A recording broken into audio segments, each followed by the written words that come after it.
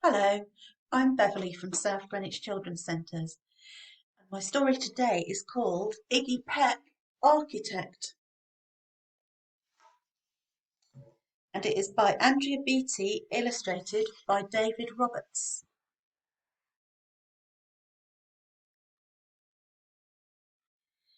Young Iggy Peck is an architect and has been since he was 2, when he built a great tower in only an hour with nothing but nappies and glue. "Good gracious, Ignatius!" his mother exclaimed.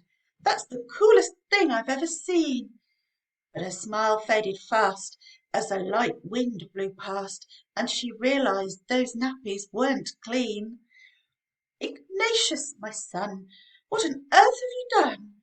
That's disgusting and nasty. It stinks." But Iggy was gone. He was out on the lawn using dirt clods to build a great sphinx. When Iggy was 3, his parents could see his unusual passion would stay. He built churches and chapels from peaches and apples, and temples from modelling clay. At dinner one night, to his father's delight, Iggy got a bright gleam in his eye, and out on the porch built the St. Louis Arch from pancakes and coconut pie.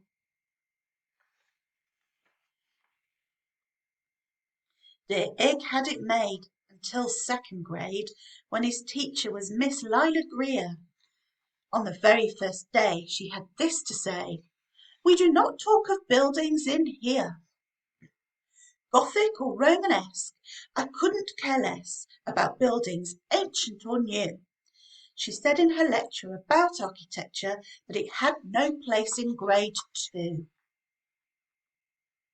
Well, that might seem severe, but she was sincere, for when she was no more than 7, she had a great fright at a dizzying height in a building so tall it scraped heaven. On an architect's tour of the 95th floor, young Lila got lost from the group. She was found 2 days later in a stuck elevator, eating cheese with a French circus troupe. After that day, it's quite safe to say, she thought all building lovers were nuts. As a teacher she taught that above all one ought to avoid them. No ifs, ands, or buts. As you might guess, it would cause Iggy stress to hear such terrible talk. But he didn't hear. He sat in the rear while building a castle of chalk. "You, Iggy Peck, your desk is a wreck. Tear down that castle right now. You will not build in here. Is that perfectly clear? Do you need to see Principal How?" "No, ma'am," Iggy said. He lowered his head, and his heart sank down to the floor. With no chance to build, his interest was killed. Now 2nd grade was a bore.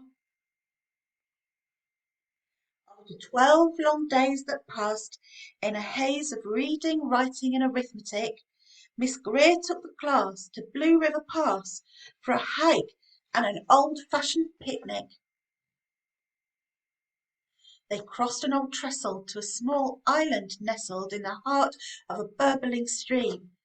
But they no sooner passed than the footbridge collapsed, and Miss Lila Greer started to scream.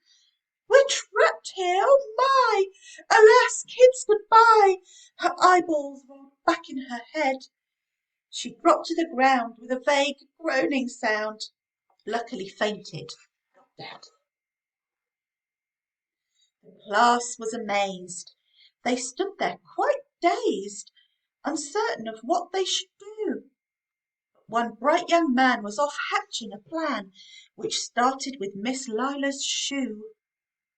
Soon each lad and lass there at Blue River Pass was working together as one. And when she came to, Miss Lila Greer knew that something quite brave had been done. She looked in the air and saw hanging there a structure with cables and braces, and on the far side, beaming with pride, were 17 smiling young faces. Boots, tree roots and strings, fruit roll-ups and things, some of which we should not mention, were stretched ridge to ridge in a glorious bridge, dangling from shoestring suspension. It all became clear to Miss Lila Greer as she crossed that bridge over the stream. There are worse things to do when you're in grade 2 than to spend your time building a dream. Now every week at Blue River Creek Elementary in 2nd grade, all the school kids can hear, along with Miss Greer, how the world's greatest buildings were made. The weekly guest speaker, in t-shirt and sneakers, talks of buildings from Rome to Quebec. Of course, he's the guy who builds towers from pie, that brilliant young man, Iggy Peck.